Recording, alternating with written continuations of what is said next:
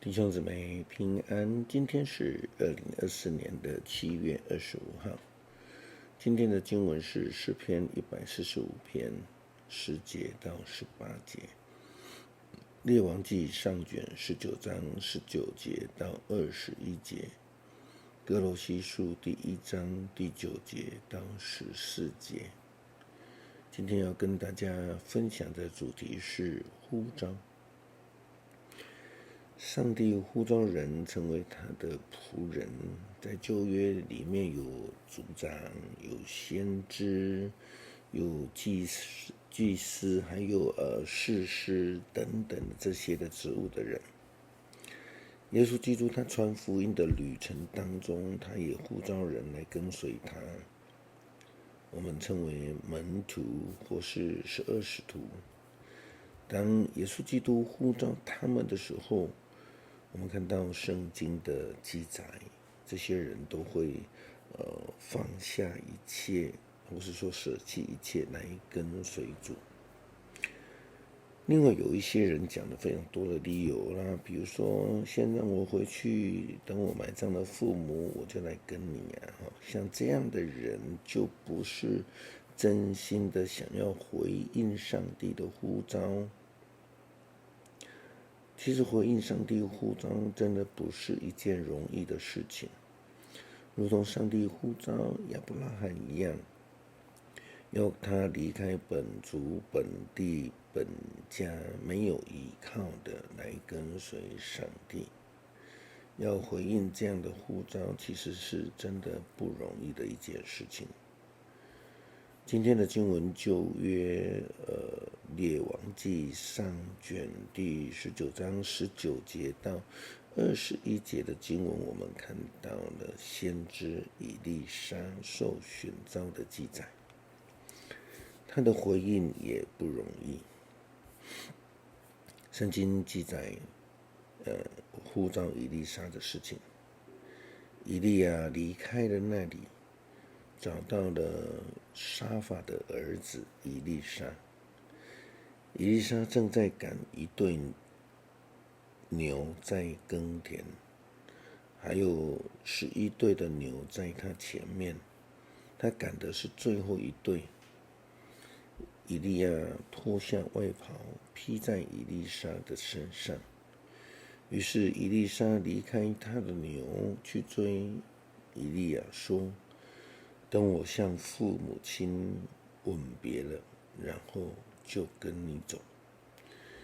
以利亚说，好吧，你回去，我不阻止你。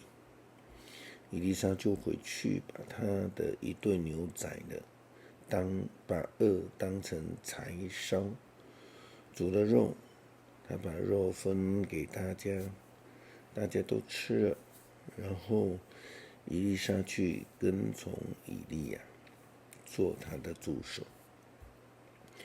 以利沙此举等于是绝了自己回头的路，因为他将财产、将所有的生财的工具都给处理掉了。保罗是一位对自己的呼召非常清楚的使徒，他明白上帝的呼召是要他成为这个外邦的使徒，要建立外邦的教会，要设立教会的体制，要训练培育当地的同工。他就如同是众教会的大家长一样，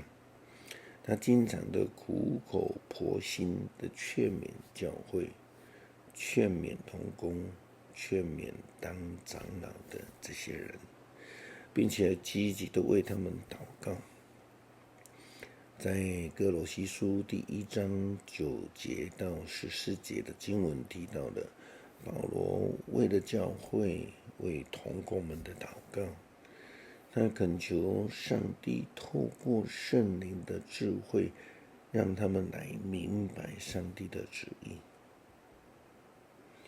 在生活上、在言行上、举止上来学习基督，成为主所喜悦的，因为这就是基督徒所受的呼召。圣经这样说，因此自从听到了有关你们的消息，我不断的为你们祷告，求上帝使你们从圣灵得到各样的智慧和理解力，能够充分的认识他的旨意，这样你们的生活就会合乎主的要求。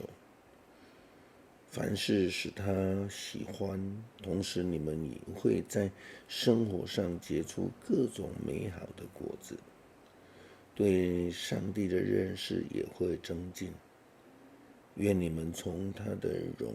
耀的全能中得到坚强的力量，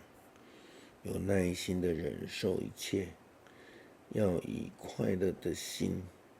感谢上帝天父，因为他使你们有资格分享他为信徒们在那光明的国度里所保留的福泽。他救我们脱离了黑暗的权势，使我们生活在他爱子的主权下。借着他的爱子，我们得到自由，我们的罪得赦免。求主帮助我们成为他所喜悦的呼召者，以喜乐的心来追求灵里的自由。诗篇145篇第10节到18节。上主啊，你所造的一切都颂赞你，你的子民都要感谢你，他们要宣讲你主权的荣耀，要述说你的大能，他们要使世人都知道你大能的作为，知道你国度的荣耀和尊严，你的主权永远长存，